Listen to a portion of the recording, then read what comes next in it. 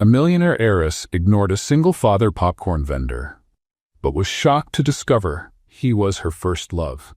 Today you're going to learn the story of Kelly Fox, a woman who believed she had control of everything until a disastrous encounter in the heart of New Orleans proved otherwise.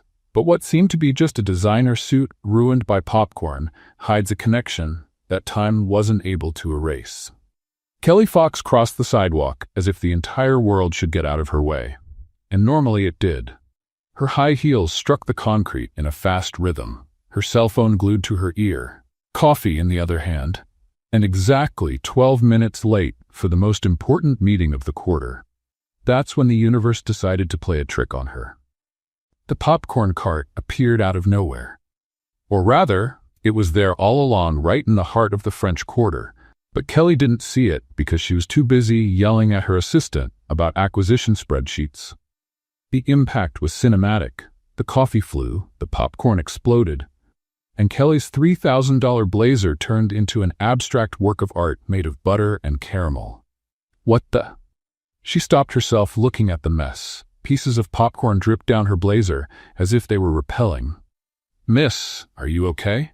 The voice came from behind the cart. A man appeared holding a paper bag as if it were a shield. Louis Dawson had the kind of smile that irritated people like Kelly. Too calm, too relaxed, as if the world wasn't literally collapsing around him. "If I'm okay? Look at me." Kelly gestured like a game show host, displaying the consolation prize. "Looks like you got an extra caramel coating. I normally charge $2 more for that." He was smiling. The guy was actually smiling. "You think this is funny?" "A little bit." Kelly felt a vain pulse in her forehead. She didn't have time for this. She didn't have patience for this. And she definitely didn't have the disposition to stand there looking like a walking bag of popcorn while a street vendor made jokes. "Do you have any idea how much this blazer costs?" Louis tilted his head, analyzing the damage with irritating calmness. "By the way, you're reacting? I'd say it costs a small fortune. This is an absurd lack of care. You can't simply park this contraption in the middle of the sidewalk. Technically, I have a license from the city of New Orleans. And technically, you were walking and talking on your cell phone without looking ahead. That's dangerous, you know?" Kelly opened her mouth. Closed it. Opened it again. Nobody spoke to her like that. Nobody. "Listen here, Mr. Popcorn Vendor. Louis? My name is Louis. I didn't ask your name, I know. But I gave it for free. Just like the popcorn you're wearing now." He pointed to her shoulder, where a particularly large kernel had lodged itself as if it had found a new home. Kelly removed the popcorn with 2 fingers, holding it as if it were radioactive material. "You're going to pay for this dry cleaning. Sure. You can send the bill to Louis's popcorn cart, right here at Jackson Square. Zip code. Good luck finding me." He winked. Kelly almost choked with anger. "People like you are the delay of progress in this city, you know? While we build, you all stay there, in the way, selling. Artisan popcorn with my grandmother's recipe. A Cajun recipe to make your mouth water. Want to try some? Maybe it'll improve your mood." "My mood is fine. Your left eye is twitching." Kelly brought her hand to her face involuntarily. The eye wasn't twitching.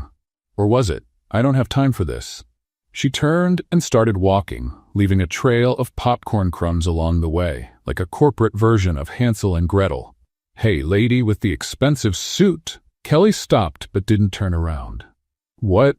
You have popcorn in your hair too. On the left side. It looks like a hair clip." She brought her hand to her hair and found not 1 but 3 popcorns stuck in the strands. She removed them all with abrupt movements, threw them on the ground, and continued walking without looking back. Louis watched her disappear into the crowd of tourists, shaking his head. Louisiana. Land of Southern hospitality. Apparently, not everyone got the memo. Almost an hour later, Kelly was in her office on the top floor of Fox Incorporation's, overlooking the Mississippi River. The suit had been replaced by a backup blazer she always kept in the closet for emergencies. Her assistant Peter entered carrying a stack of folders. "Mrs. Fox, here are the documents for the Garden District land acquisition you requested." Kelly took the main folder without looking at him. "Is the meeting with legal confirmed?" "Yes, ma'am, at 3 in the afternoon. But we have a problem." "Problems are meant to be solved, Peter. That's what I pay you all for." This problem is a bit more complicated. Kelly finally raised her eyes. What do you mean? The land we need for the new skyscraper project, the owner refuses to sell. Then increase the offer. We already increased it 3 times. Increase it again. Mrs. Fox, we already offered double the market value. He simply says no. Kelly closed the folder with a thud. Who is this guy? Some spoiled heir? Some activist wanting to appear on television? No, ma'am. He's a street vendor. He sells popcorn in the French Quarter. The world stopped for a second. Popcorn vendor? Yes, the land has belonged to his family for 3 generations. He refuses to negotiate. Kelly felt a tingling in the back of her neck. It couldn't be. That would be too much of a coincidence. Show me his picture. Peter opened the folder and slid the document across the table. Kelly looked at the photo, and there he was, Lewis Dawson. The same irritating smile, the same calm eyes, the same man who had turned her day into a comedy of errors, the man who held the key to the most important project of her career. Mrs. Fox, are you okay? Your left eye is twitching. Kelly closed the folder forcefully.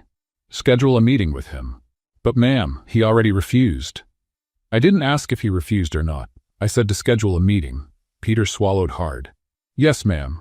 He left quickly, leaving Kelly alone with Lewis Dawson's photos smiling at her from the document. She leaned back in her chair and took a deep breath, watching the boats pass slowly along the Mississippi down below. That popcorn vendor had just become the most important obstacle of her professional life, and she hadn't even managed to clean all the butter from her hair yet. Perfect, she murmured to herself. Simply perfect. On the other side of town, Lewis Dawson adjusted the lid of his popcorn cart, still thinking about the furious woman who had bumped into him that morning. The sound of a jazz band played in the distance while the Louisiana sun began to heat up. Poor thing, he said to himself, smiling. She must have a very stressful life. He had no idea how much their lives were about to cross again. And this time, the collision would be much bigger than spilled popcorn. Kelly spent the entire night staring at Lewis Dawson's photo in the document, and now she was standing in front of his house, wondering if she had completely lost her mind. The residence was on a tree-lined street in the Garden District, an old construction with a wooden porch and a swing that creaked with the wind. Nothing like the skyscrapers Kelly was used to frequenting. She adjusted her blazer, took a deep breath, and climbed the porch steps. Before she could knock on the door, a crash came from inside the house, followed by another, and another. And then the door opened by itself, and Kelly was hit in the face by a flying popcorn kernel. Apparently, the universe wasn't finished playing with her yet. Come in, come in. You must be the intern from social services. Lewis Dawson pulled her inside before she could even open her mouth. The man was covered in popcorn from head to toe. There was corn in his hair, corn on his shirt, corn in places Kelly preferred not to think about. I'm not. Sorry about the chaos. We had a small scientific incident. Small scientific incident was a generous way to describe that. The room looked like it had been attacked by a snowstorm, made exclusively of popcorn. There was corn on the sofa, corn on the curtains, corn hanging from the ceiling fan that was still spinning slowly, spreading more kernels around the environment. In the center of it all, a 7-year-old girl held a vacuum cleaner modified with duct tape and what appeared to be a hairdryer. Dad, I already told you it wasn't my fault. Physics betrayed me. Blair, sweetheart, physics doesn't betray anyone. You connected the vacuum in reverse mode. It was supposed to create a controlled corn propulsion system, and it created an uncontrolled corn propulsion system. Congratulations. Kelly remained standing at the entrance, holding her leather briefcase with the contract inside, completely forgotten. She had come there with a plan, a simple and direct plan. Enter, intimidate, get the signature, leave victorious. At no point in the plan was there a scientist child in a popcorn shower. Are you okay, miss? Lewis finally looked at her for real. His eyes were red from exhaustion, and there was a corn kernel stuck to his right eyebrow that distracted Kelly deeply. For a second, she was sure he was going to recognize her. The woman with the stained suit, the furious executive from the French Quarter. But no, he just smiled, relieved. Good thing you arrived. The agency said they would send someone today, but I thought they had given up on me.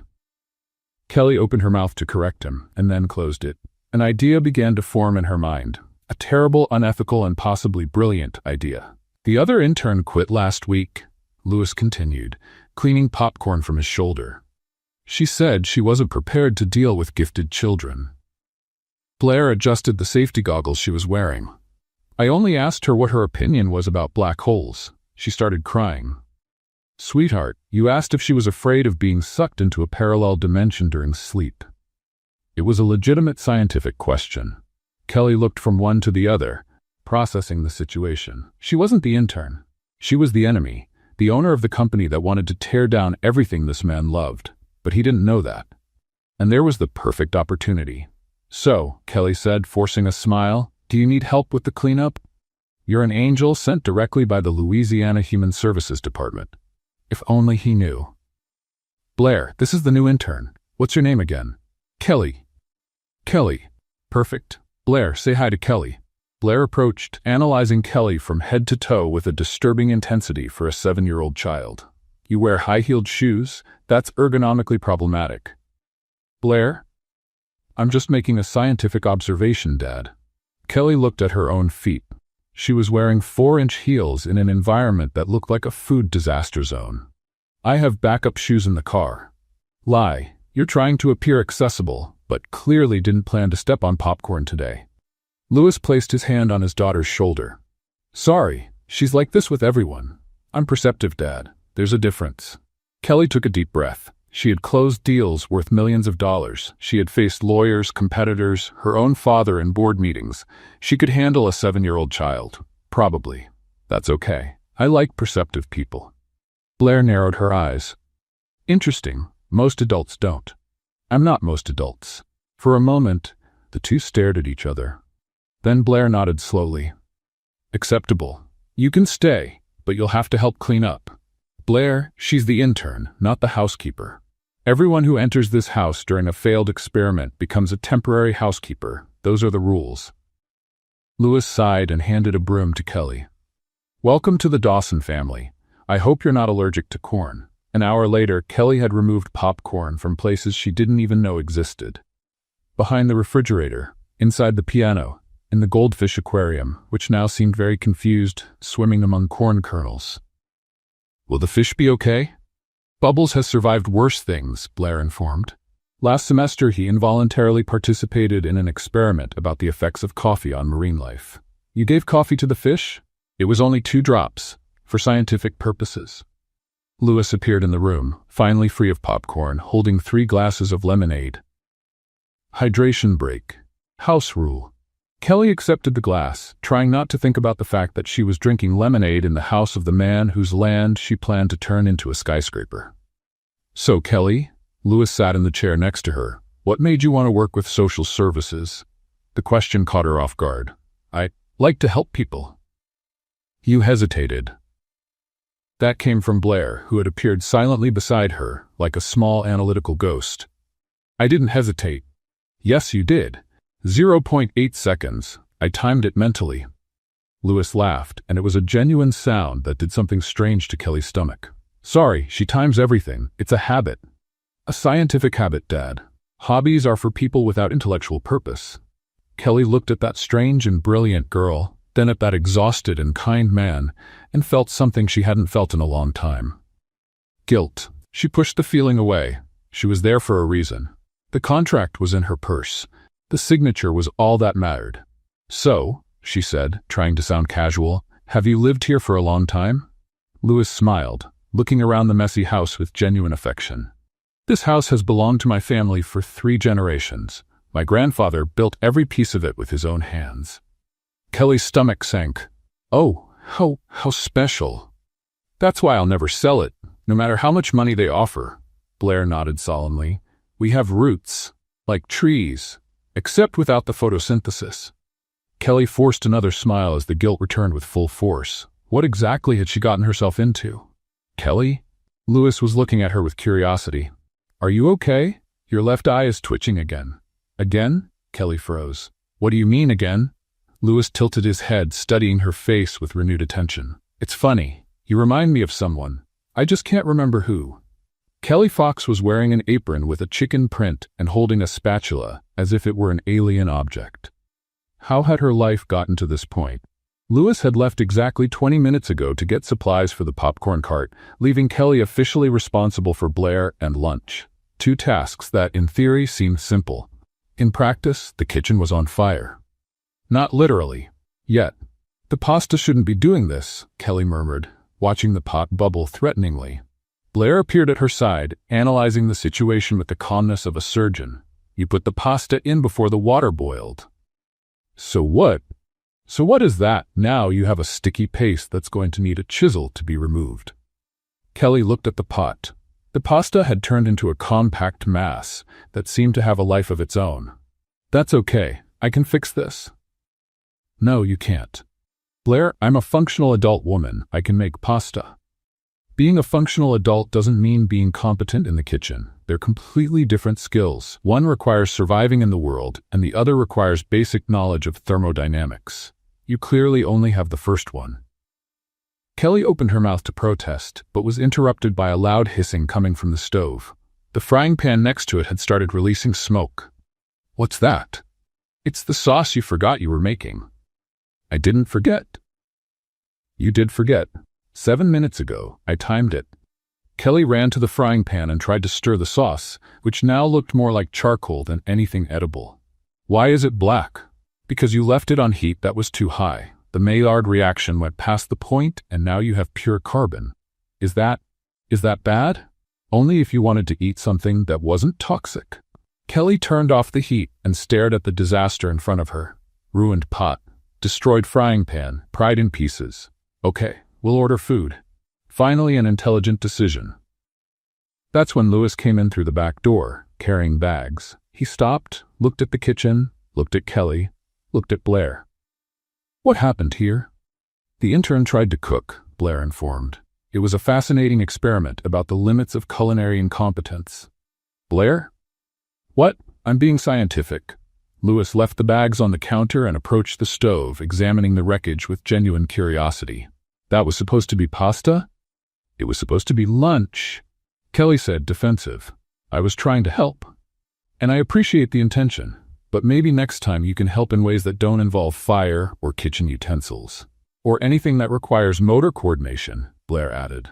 Lewis laughed. Not a mocking laugh, but something lighter. Almost charmed? You know, Kelly, you're the worst cook I've ever met, and I've met a lot of bad cooks. Thanks, I think.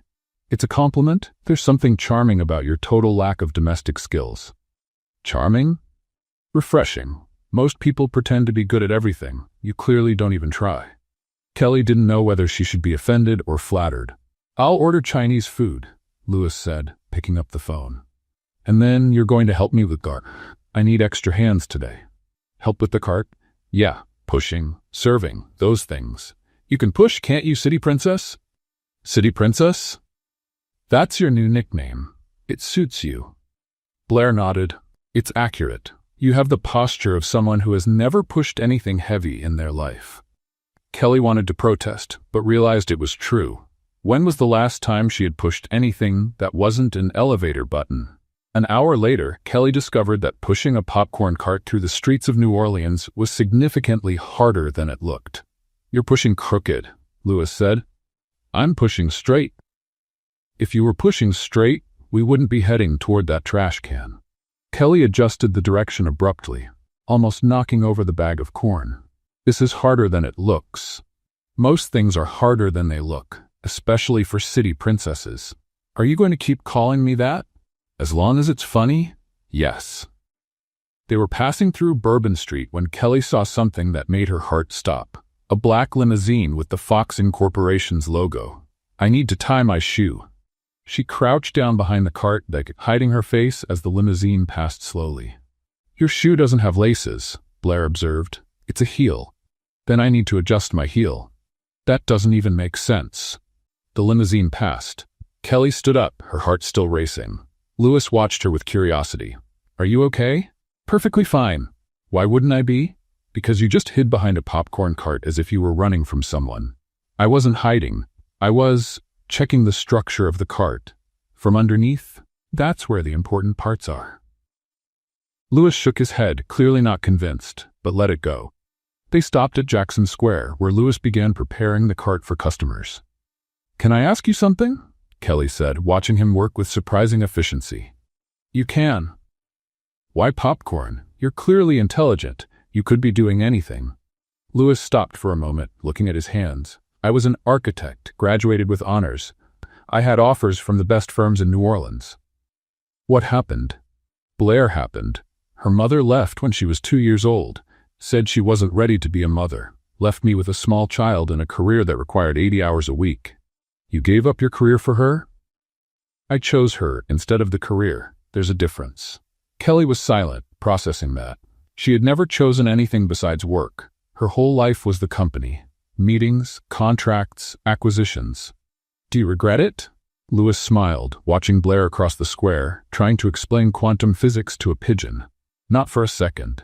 Something tightened in Kelly's chest, something she couldn't name. "Hey, city princess," Lewis said, throwing an apron to her. "Less philosophy, more work. We have customers coming." Kelly looked at the apron. It had the same chicken print as the previous one. "Do you only have chicken aprons?" "Blair chose them. She says chickens are scientifically underestimated." Kelly put on the apron, feeling completely out of her element, but also, strangely, lighter. That night, while helping to close the cart, she realized she had spent the whole day without thinking about the contract, and that scared her deeply. "Kelly?" Lewis called, putting away the last utensils. "You're coming tomorrow, right?" She looked at him, at Blair asleep on the park bench, at that simple life she was about to destroy. "I am," she said before she could stop herself. On the way back to her luxury apartment, Kelly passed by Fox Incorporation's headquarters. The lights in her father's office were still on, and for the first time in her life, she didn't want to go in. The cold Louisiana wind came through the window, and Kelly discovered that even the southern United States knew how to be freezing when it wanted to. She was curled up on the Dawson family couch, pretending to read a book about child development that Blair had lent her. Actually, she was watching Lewis rummage through an old trunk in the corner of the room. "Dad, I don't need gloves," Blair said, crossing her arms. "Cold is just a thermal sensation that can be overcome with willpower." "Sweetheart, willpower doesn't prevent hypothermia." "Technically, yes it does. If you move fast enough, you generate body heat. You're not going to spend the night running in circles." "Why not? It would be an excellent cardiovascular experiment." Lewis continued rummaging through the trunk, throwing out old scarves, faded hats, and what appeared to be a Halloween pumpkin costume. "I know I stored gloves here somewhere." Kelly watched the scene with an involuntary smile. In the past few weeks, she'd gotten used to that dynamic. Blair questioned everything. Lewis responded with infinite patience, and Kelly stayed in the middle, trying not to get attached, trying and failing miserably. "Found them." Lewis raised a pair of gloves triumphantly. They were children's pink gloves with a unicorn print. Blair looked at the gloves as if they were a personal insult. "I prefer hypothermia." "Blair, Dad, I'm 7 years old, not 3. And unicorns are mythological creatures with no scientific basis. Horses with horns could exist theoretically. They couldn't. The cranial structure wouldn't support it." Lewis sighed and went back to rummaging through the trunk. "There must be another pair here. I remember storing." He stopped suddenly. Kelly saw the change in his posture. His shoulders became tense. His hands stopped in the air, holding something. "What's wrong?" she asked. Lewis turned slowly. In his hand there was a pair of light blue wool gloves. They were worn by time, with some loose threads and a small faded stain on the right thumb. "Nothing. It's just that it's been a while since I've seen this." He sat on the floor, next to the trunk, looking at the gloves as if they were a lost treasure. Blair approached, curious. "Whose gloves are those, Dad?" "From someone I met a long time ago." Kelly felt something strange in her chest, a feeling of recognition that didn't make sense. "A girlfriend?" Blair asked. "Not exactly. It was at a winter camp, when I was 15 years old. I was the most out-of-place kid there. I spent all my time drawing instead of participating in activities." "That seems genetically consistent," Blair observed. "I also prefer solitary intellectual activities." Lewis smiled, but his eyes remained fixed on the gloves. "There was a girl there. She was different from everyone else. The other kids thought I was strange for drawing buildings all the time. But she sat next to me one day and asked what I was drawing. Kelly felt her mouth go dry. And what did you say? I said they were buildings. Skyscrapers. She looked at the drawings and said I was going to build incredible things one day, that I had real talent.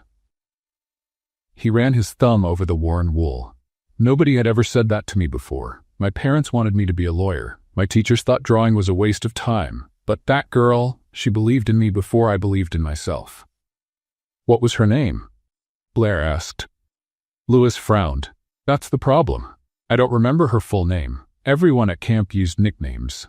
I called her Snowflake because she had arrived on the day of a snowstorm. Kelly felt the ground disappear beneath her feet. Snowflake. She remembered that nickname. She remembered a shy boy with notebooks full of drawings. She remembered sitting next to him because he seemed as lonely as she felt. What happened to her? Kelly's voice came out strange, but Lewis didn't seem to notice. On the last day of camp, she gave me these gloves.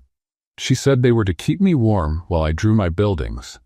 And then her father showed up to pick her up in a huge black car. She left, and I never saw her again. Did you try to find her? I tried, but I only knew the nickname and that her father was some kind of important businessman. It was like looking for a needle in a haystack. Blair analyzed the situation. That's statistically frustrating. With the limited data you had, the chances of meeting again were practically zero. Thanks for the comforting analysis, sweetheart. I'm realistic, Dad. Not comforting. Lewis carefully put the gloves away in his coat pocket. You know what's funny? I became an architect because of her. Every building I designed, a part of me hoped she would see it, that she would know her words meant something. Kelly couldn't breathe. She remembered that camp. She remembered giving the gloves. She remembered the boy with dreamy eyes who drew skyscrapers. And she remembered her father arriving to pick her up, furious because she had missed 2 days of business preparatory classes because of a camp. After that day, there were no more camps. There was no more time to sit next to shy boys and talk about dreams. There was only Fox Incorporations. Kelly? Lewis was looking at her. Are you okay? You look like you saw a ghost. I just need air. She got up too quickly and almost tripped on the coffee table. Careful. Lewis caught her by the arm before she fell. His face was close, too close. Hey, what's going on? Nothing. I just felt dizzy suddenly. Do you want water? No, I need to leave. She grabbed her purse and practically ran to the door. Kelly, wait, but she didn't wait. Outside, the cold Louisiana air hit her face like a slap. 15 years. 15 years ago, she had met Lewis Dawson. She had believed in him. She had given him the gloves he now kept as a treasure.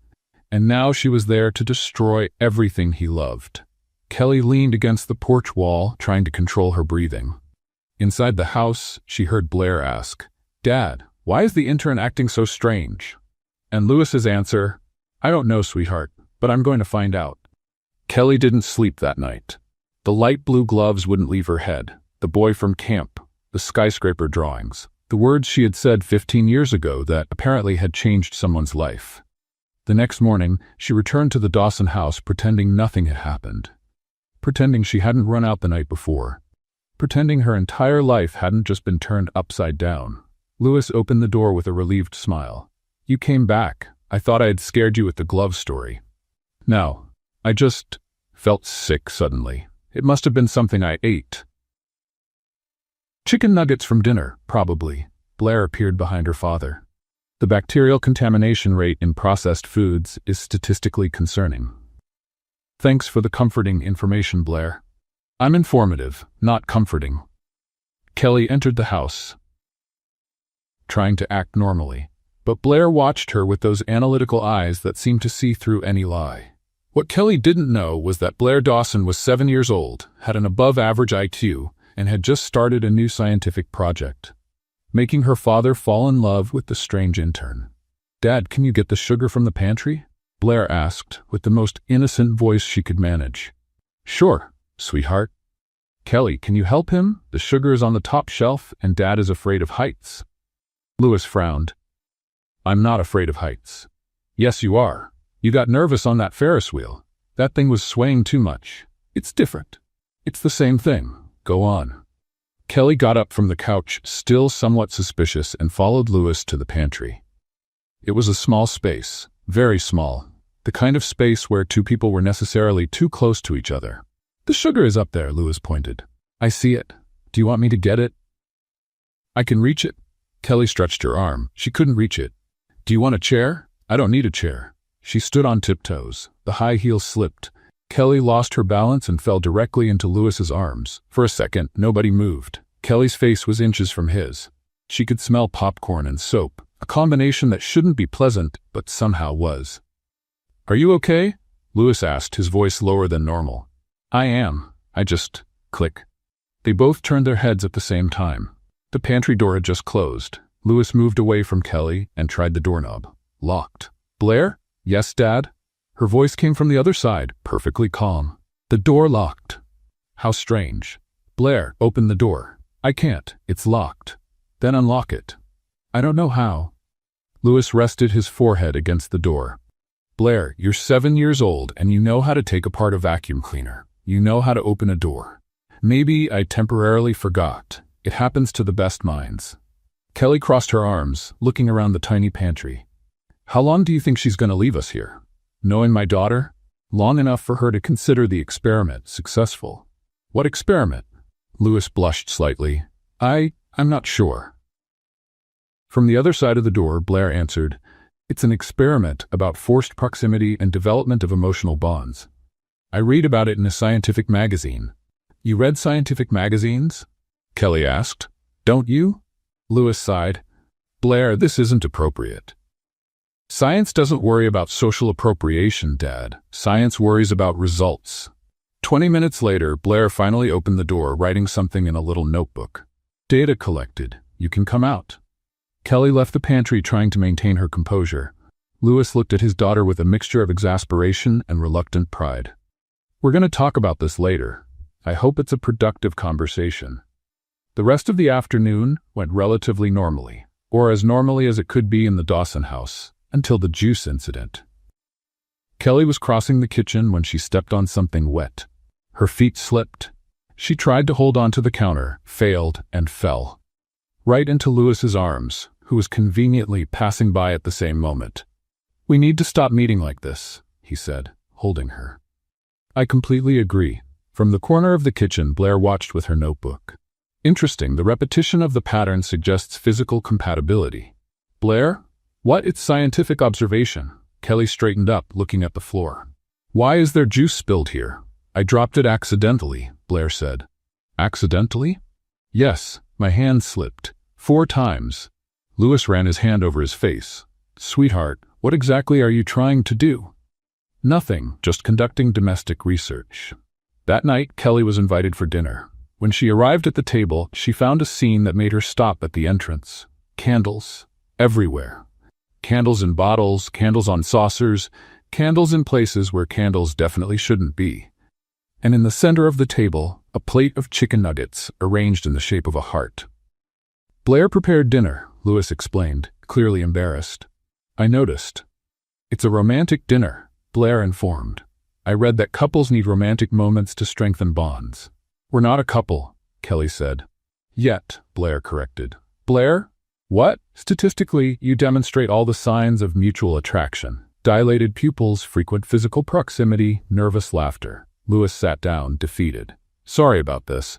She read some book about behavioral psychology and now thinks she's an expert." "I am an expert." Blair sat at the head of the table, like a small queen observing her subjects. "Now, eat the nuggets while you talk about your feelings." Dinner was surprisingly pleasant, despite the embarrassing circumstances. Between one nugget and another, Louis began talking about the house, about the land, about the history. "My grandfather built all of this with his own hands. He was an immigrant, arrived in New Orleans with nothing. He worked, saved, and bought this piece of land." Kelly felt her stomach sink. "He turned this place into the heart of the community. Neighborhood children came here. Neighbors gathered. It was more than a property. It was a home for everyone." "And you want to keep it," Kelly said, her voice small. "I need to keep it. Not for me. For Blair. For my grandfather's memory. For all the people this place has helped over the years." Kelly looked at the candles, at the heart-shaped nuggets, at that man who had no idea who she really was, and felt the weight of guilt crush her chest. First, she had discovered he was the boy from camp, the boy she had encouraged, the boy who had kept her gloves for 15 years. Now, she discovered that the land she wanted to destroy wasn't just a property. It was an entire family's history, an immigrant grandfather's legacy, the heart of a community. "Louis, I need to tell you something." He looked at her, waiting. The doorbell rang. "Wait a second." Louis got up and went to the door. Kelly heard voices, a male voice that sounded strangely familiar. Then Louis returned to the kitchen, accompanied by a man in an impeccable suit and sharp smile. Kelly froze. It was Marcus Fox, her cousin, and he was looking directly at her. Marcus Fox was standing in the Dawson kitchen, smiling like a shark that had just found a lost little fish. Kelly felt the nugget dinner turn in her stomach. "Cousin, what a surprise to find you here." Louis looked from one to the other, confused. "You know each other?" "We do," Marcus answered before Kelly could open her mouth. "Kelly and I are old friends." "Cousins," Kelly corrected quickly. "Distant cousins, very distant, practically strangers." "What a coincidence," Louis said. "Mr. Fox came to talk about the land. Apparently, he works for that real estate company that wants to buy my property." "We work together." Marcus looked at Kelly with a malicious gleam in his eyes. "Isn't that right, cousin?" Kelly felt sweat run down the back of her neck.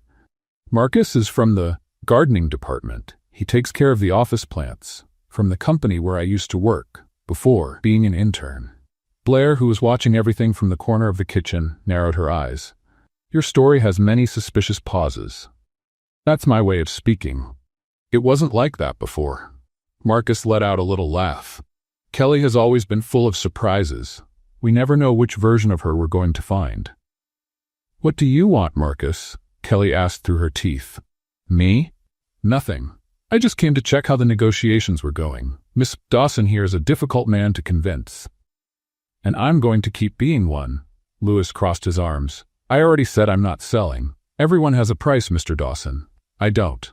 Marcus shrugged, still smiling. "We'll see." "Well, I don't want to interrupt your romantic dinner. Heart-shaped nuggets. How charming." He turned to leave, but stopped at the door. "Oh, Kelly, your father asked about you. Said it's been days since you showed up at the social services office." And he left, leaving a heavy silence behind. Louis turned to Kelly. "Is your cousin always like that?" "Like what?" "Unpleasant. He has his moments. That was one of them."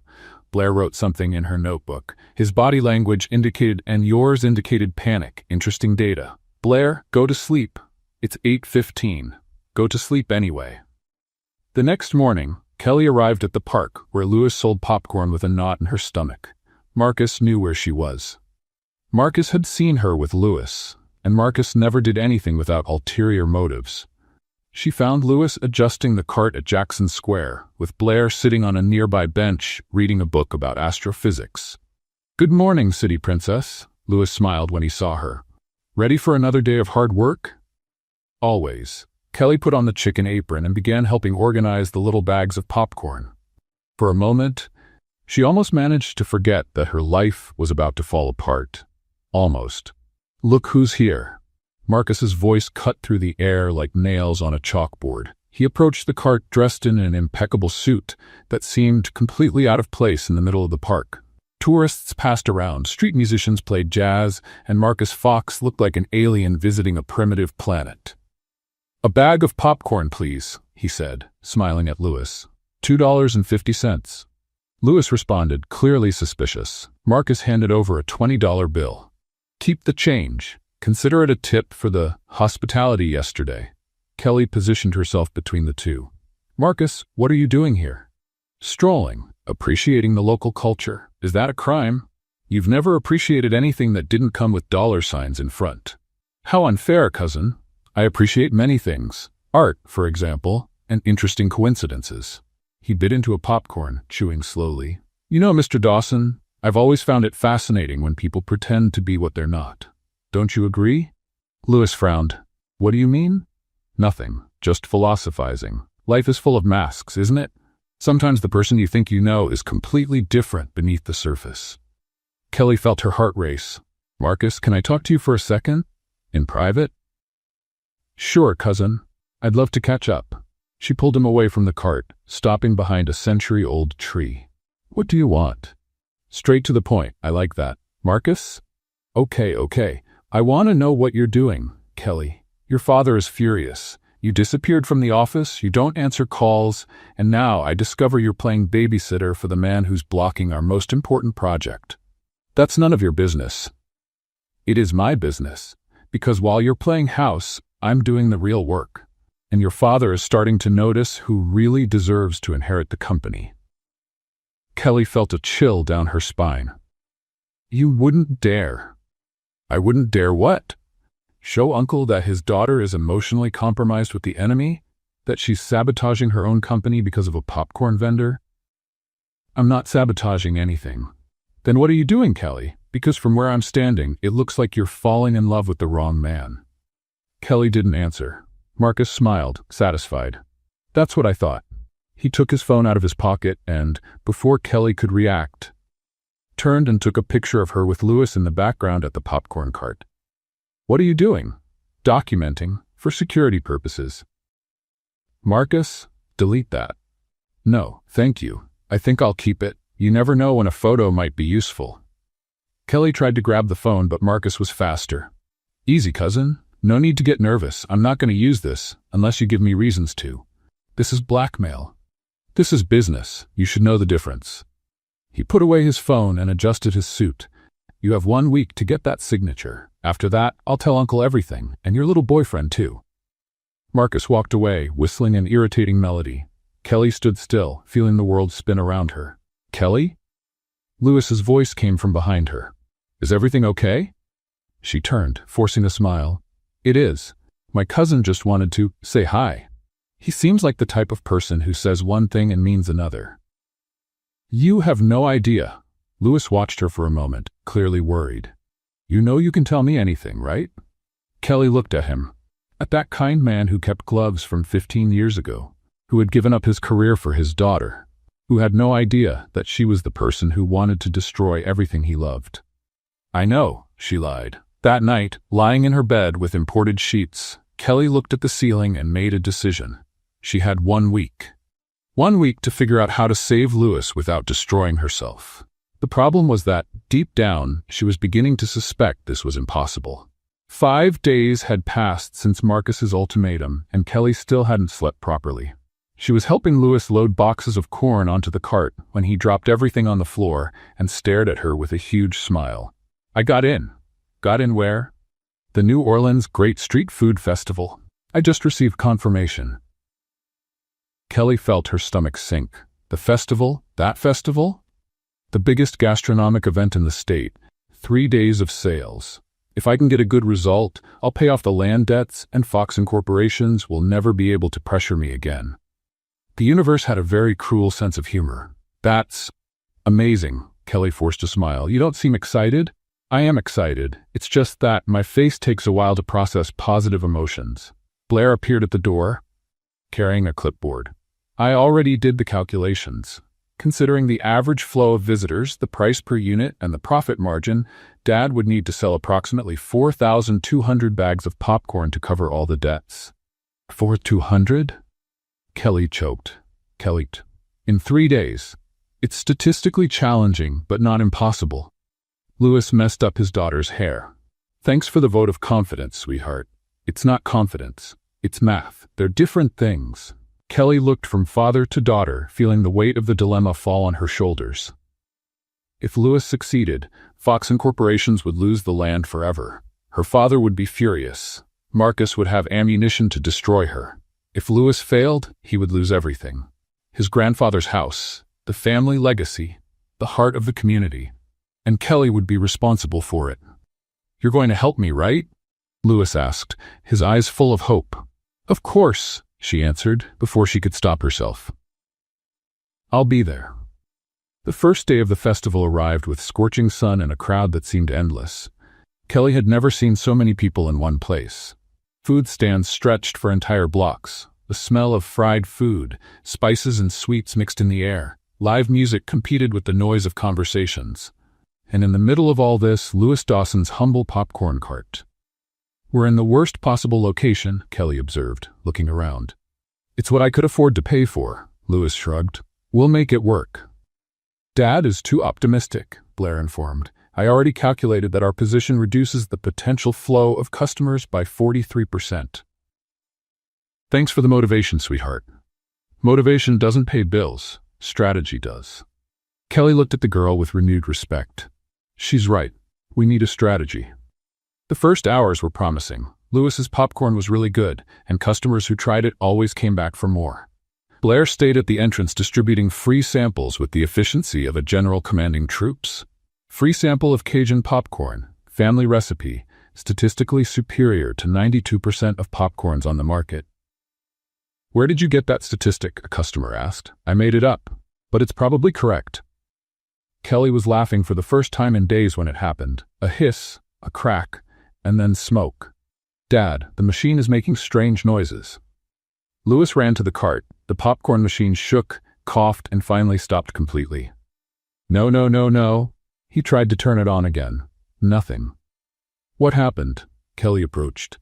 The motor burned out. I knew I should have replaced it, but I didn't have money, and Lewis ran his hand through his hair, desperate. The line of customers began to disperse. Murmurs of impatience, people looking at other stands. Kelly saw weeks of work about to go down the drain.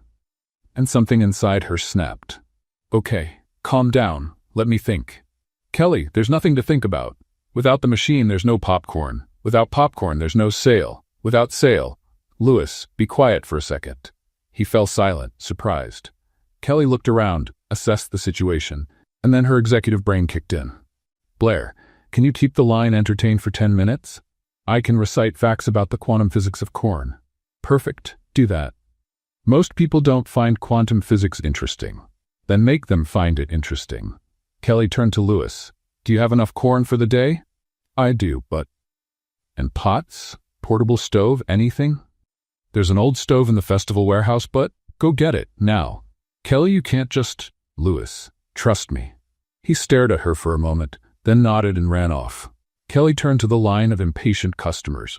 Ladies and gentlemen, I apologize for the technical inconvenience. While we resolve the situation, my assistant will share fascinating information about the science behind perfect popcorn. Blair positioned herself in front. Did you know that each grain of corn contains approximately 14% moisture? When heated to 180 degrees Celsius, that moisture turns into steam and... Some customers left, but most stayed curious. Lewis returned 15 minutes later with a rusty portable stove and 3 pots of different sizes. This was all I could get. It's enough. Kelly rolled up her sleeves and started organizing.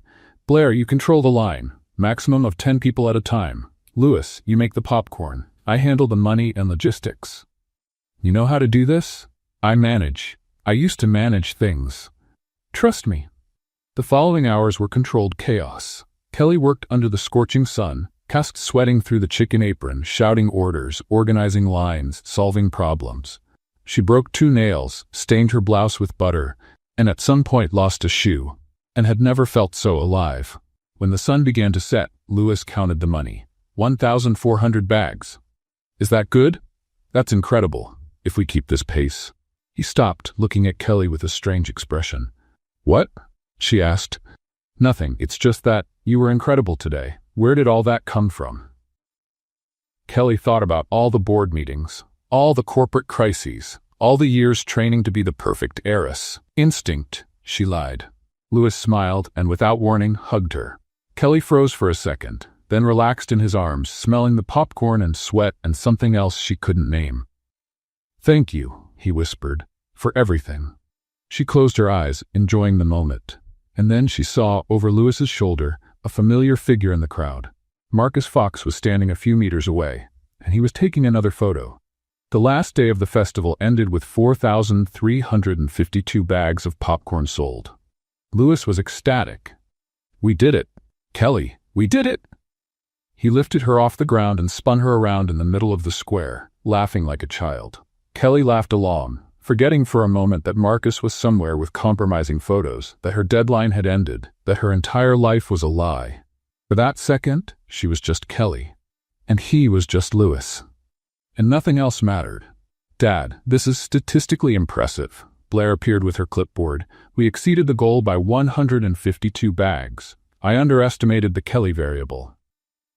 The Kelly variable? Kelly asked, still in Lewis's arms. Your crisis management capacity. I didn't have enough data to calculate. My mistake.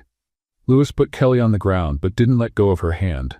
This means we can pay the debts, that the land is saved, that Fox and corporations can't pressure us anymore.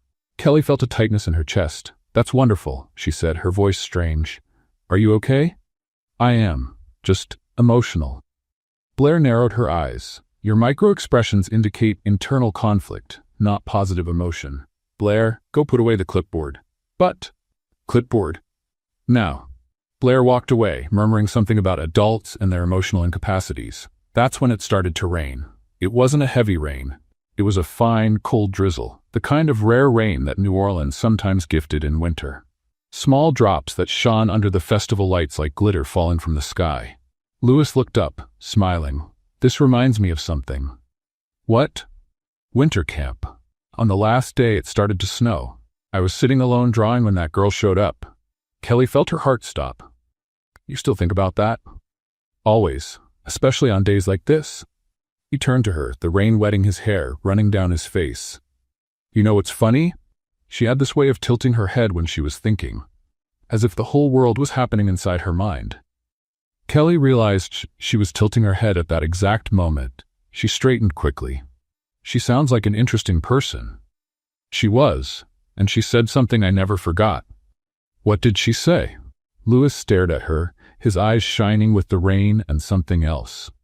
She said that dreams weren't nonsense, that people who draw buildings are the ones who change the world, and that I should stop hiding and show everyone what I was capable of doing.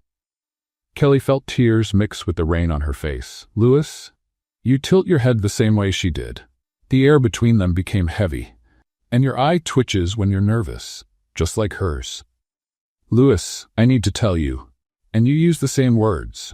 Dreams aren't nonsense. You said that to Blair the other day, remember? Word for word. Kelly couldn't breathe. And there's one more thing. He took something out of his pocket, the light blue gloves, worn by Time. On the last day of camp, she gave me these gloves, and I kept them for 15 years hoping to find her again. He took a step forward. Snowflake. The nickname hit her like lightning. You knew?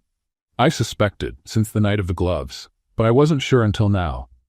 Why didn't you say anything? Because I wanted you to tell me. I wanted you to trust me.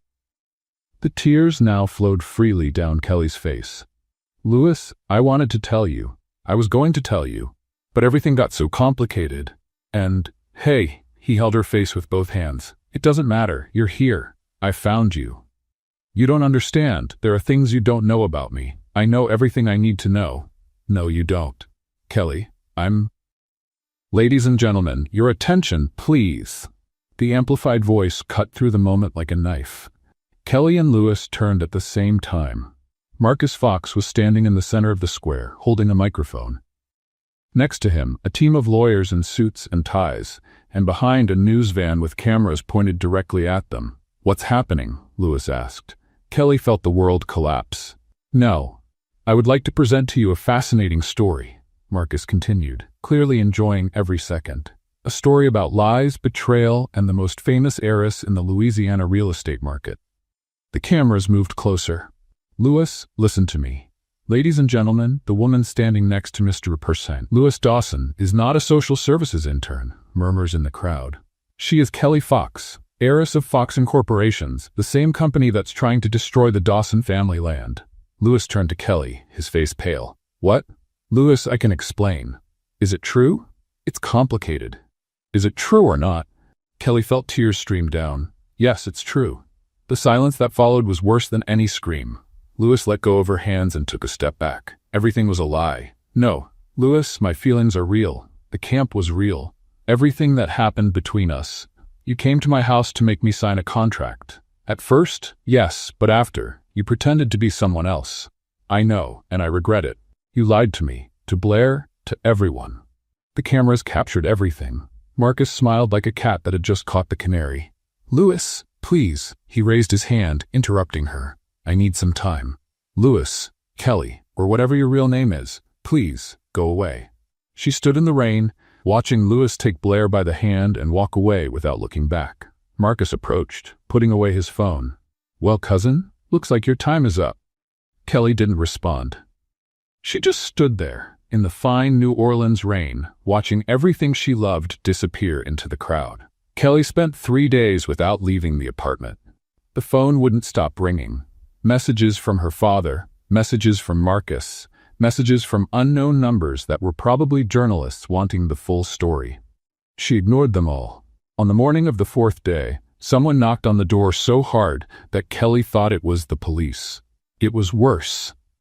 It was her father. "Do you have any idea what you did?" Gerald Fox entered uninvited, his face red with anger. "I raised you to be a ruthless executive, not a lovesick teenager." "Dad, I can explain." "Explain what?" "That you infiltrated our biggest obstacle's house, and instead of getting the signature, you fell in love with him. This isn't a television soap opera, Kelly." "I know it's not." "Marcus showed me the photos, you wearing chicken aprons, pushing a popcorn cart, hugging that man in the middle of a festival." "Dad, you're a fox. Foxes don't push popcorn carts." Kelly felt something snap inside her.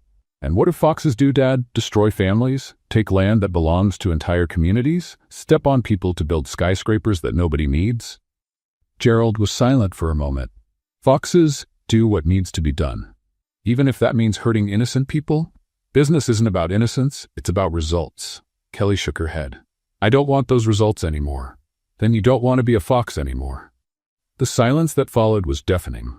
"Starting today," Gerald said, his voice cold, "you're removed from all company operations. Marcus will take over the Dawson Land Project, and you're going to stay in your apartment thinking about your choices." "You're grounding me? I'm 30 years old. You're acting like you're 15. So yes, grounded." He turned to leave. "Oh, and one more thing. Mr. A. Dawson signed the contract yesterday." Kelly felt the ground disappear. "What?" "Marcus went to his house with a revised offer, and he accepted."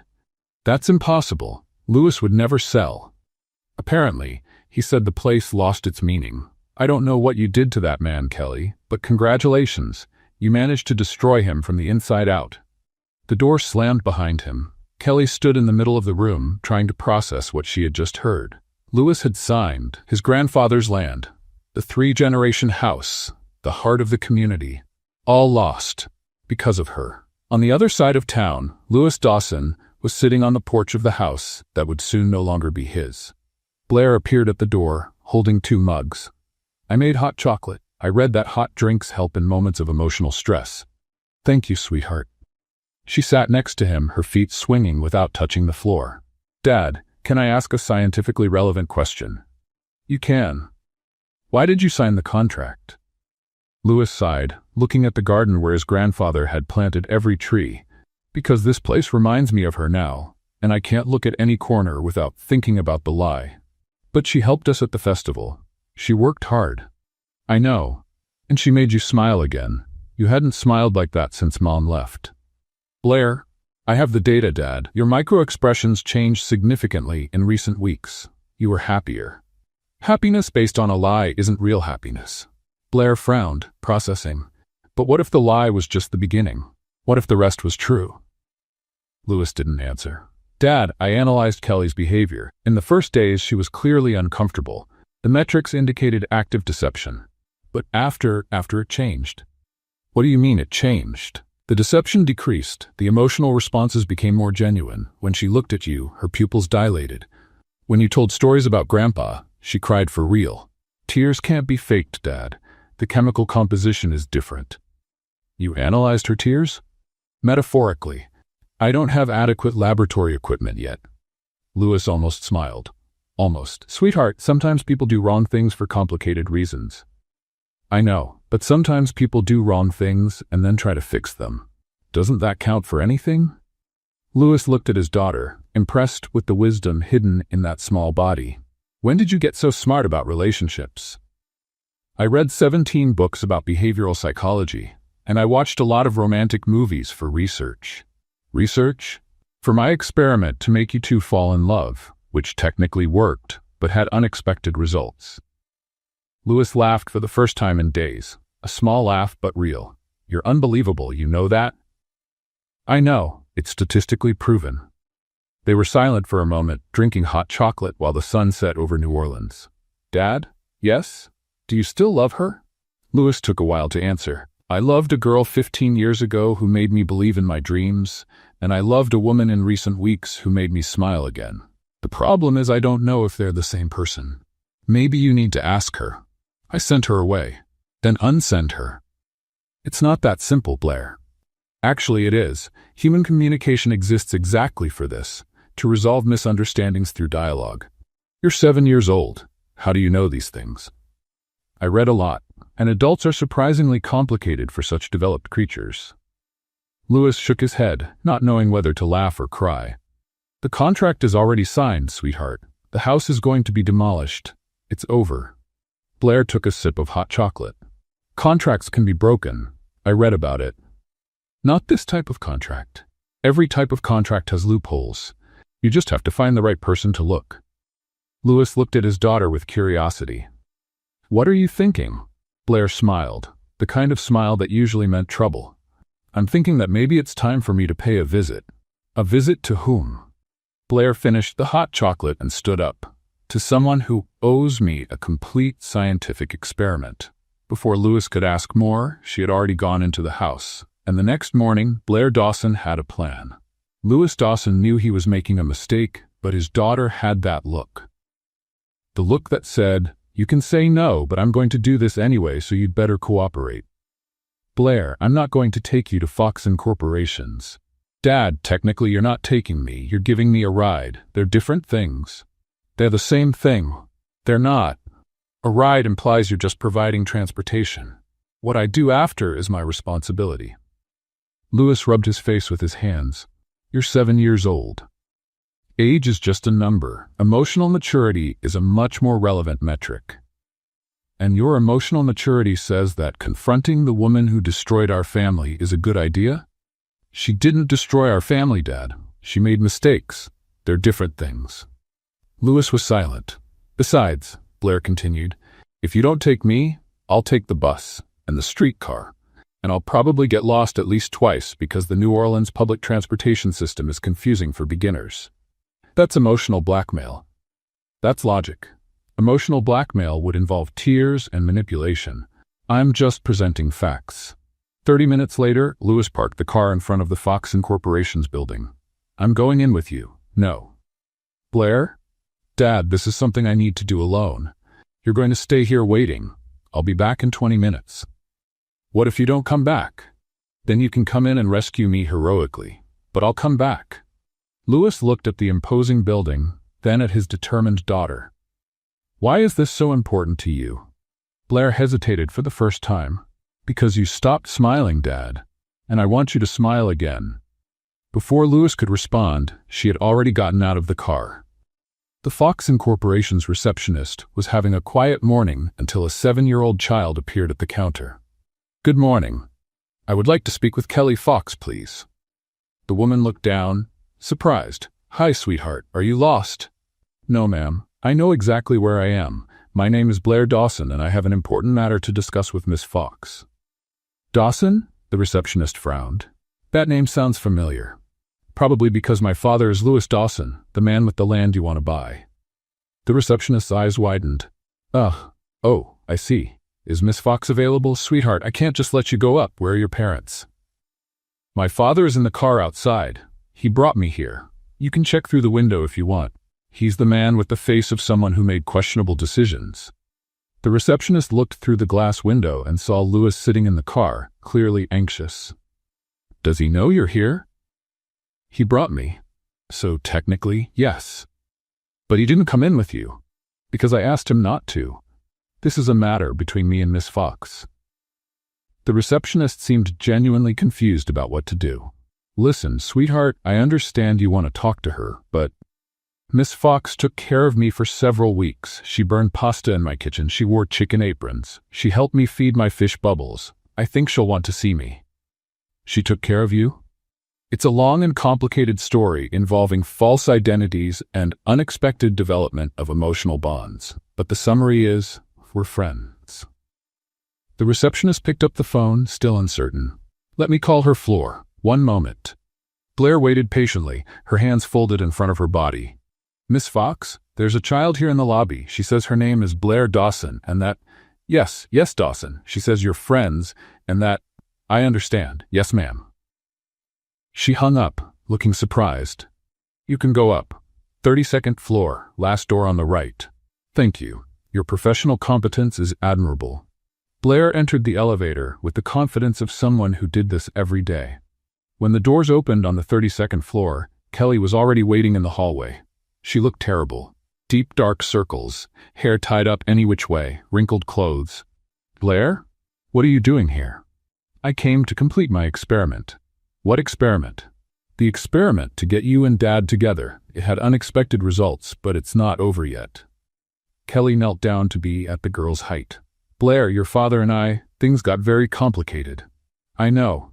That's why I'm here. Blair took off her backpack and opened the zipper. I brought something you need to see.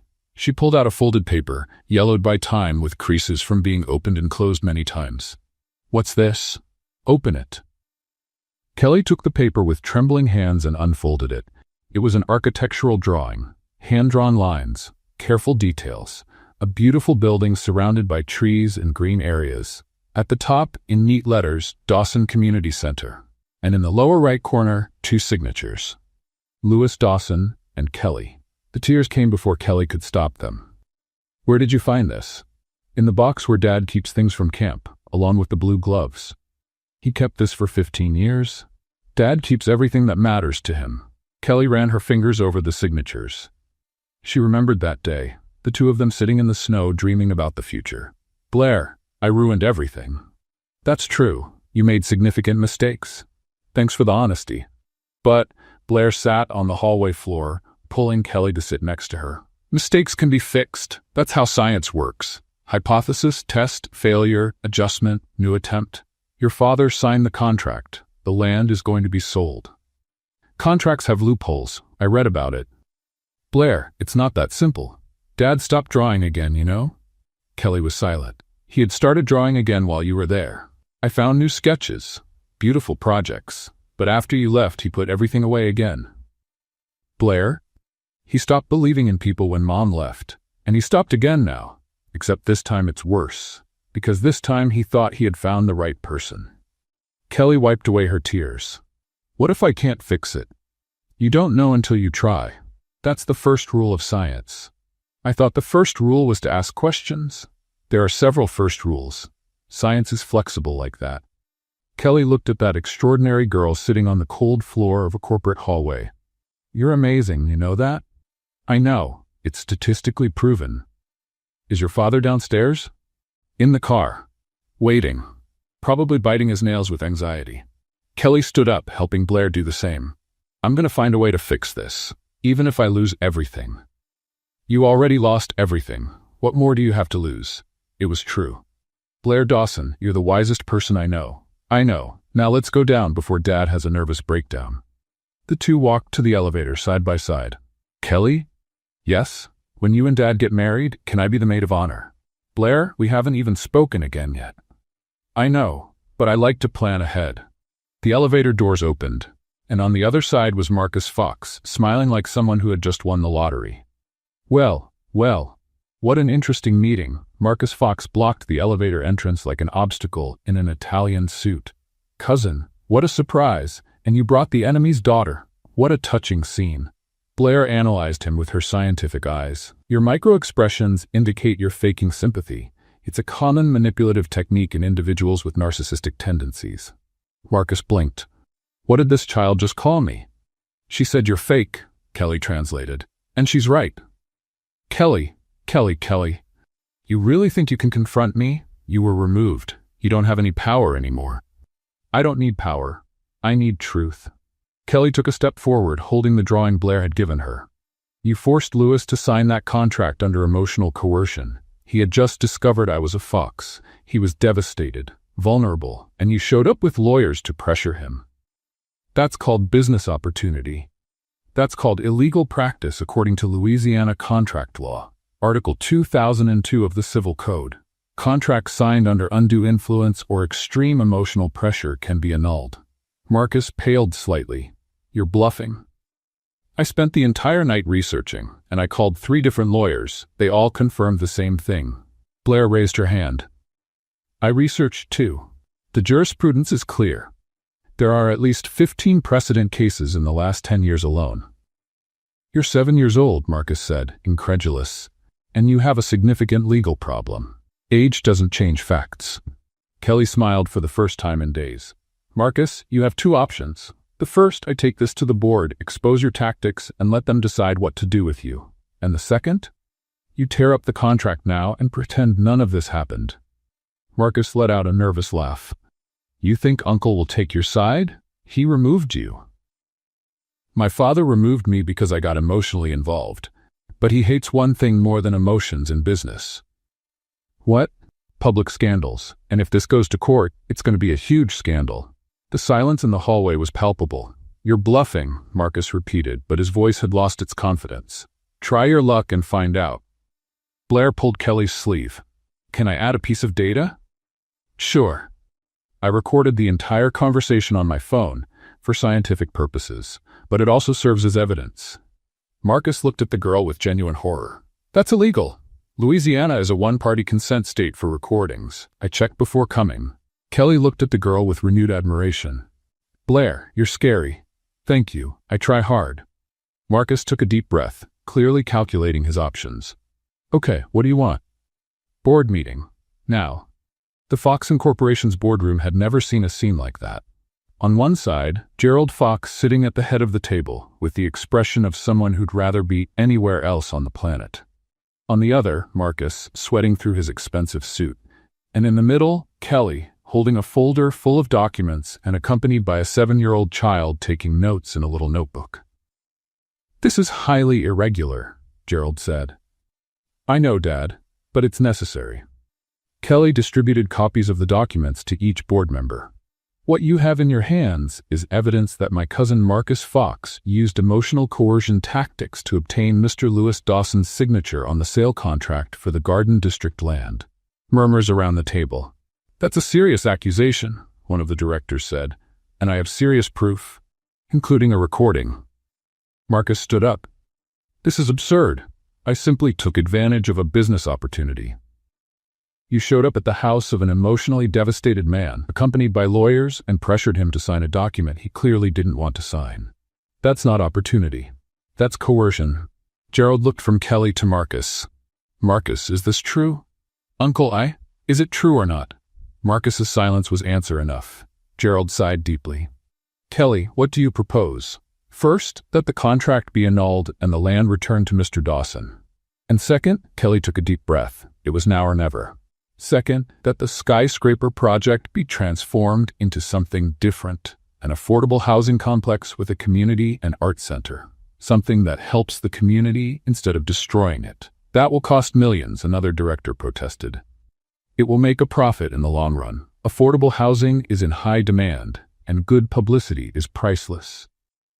Gerald studied her for a long moment. And what do you gain from this? Nothing.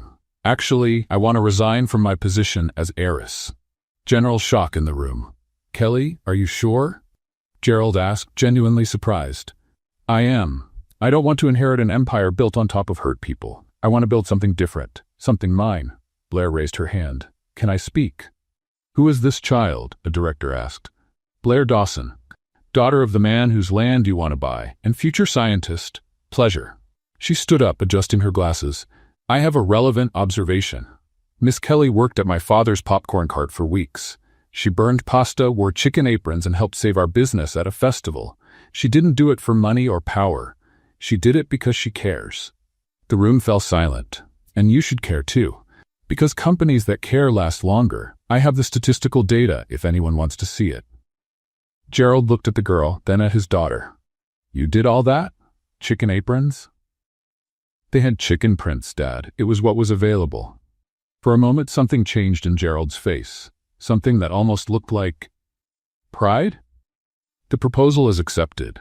Marcus, you're removed until further notice. Kelly, he hesitated, do what you think is right.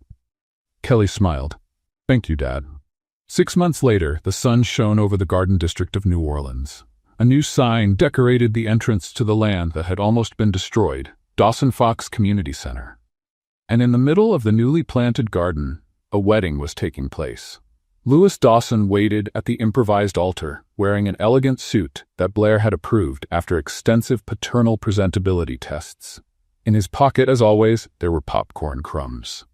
"Are you nervous?" the priest asked. "Completely. That's normal. My daughter told me my cortisol level is 17% above normal. She measured it this morning." "Your daughter measured your stress hormones?" "She's special." The music began to play.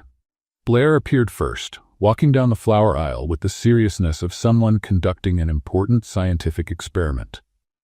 Her white dress had been modified with small LED lights that blinked in synchronized patterns.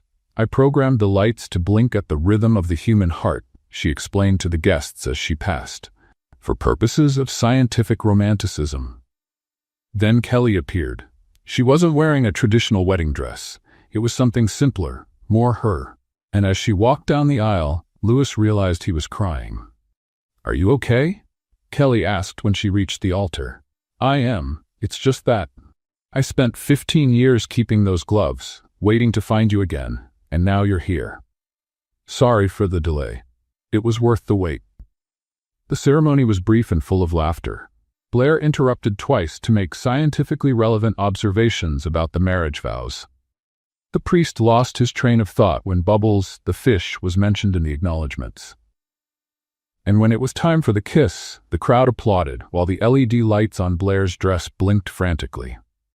"Are the lights having a technical problem?" Lewis asked. "No," Blair answered. "I programmed them to blink faster during moments of high emotion. The data is excellent." Instead of champagne, guests toasted with buckets of gourmet popcorn. Lewis's grandmother's recipe, of course. Gerald Fox was present, looking uncomfortable in an environment without mahogany tables and contracts to sign. But he was there, and that meant something. "Dad, thank you for coming," Kelly said. "I wasn't going to miss my daughter's wedding, even if it's on land I tried to buy." "Technically, you still own part of the community center. I know, it's the strangest investment I've ever made. But not the worst?" Gerald looked around. Children running, neighbors talking, a community gathered. "No, definitely not the worst." Later, as the sun set over New Orleans, Kelly and Lewis sat on the porch bench, the same bench where Lewis had told the story of the gloves. "Any regrets?" he asked. "About what?" "About having lost your father's empire." Kelly looked at the community center, at Blair teaching quantum physics to a group of fascinated children, at the community that now had a place to call home. "I didn't lose anything. I finally found it." Lewis smiled and put his arm around her. "Welcome home, Snowflake. Welcome home, popcorn vendor." And as the stars began to appear in the Louisiana sky, Kelly Fox Dawson realized that some happy endings don't come from empires and fortunes. Sometimes they come from blue gloves kept for 15 years, chicken aprons, and a 7-year-old girl who believed in the power of science. And popcorn. Lots and lots of popcorn. This was the story of Kelly, Lewis, and little Blair. If you believe that life always gives us a second chance to fix our mistakes, comment the word lights down below. And of course, don't forget to leave your rating from 0 to 10. What did you think of little Blair's attitude to bring this couple together? Your opinion helps the channel grow a lot.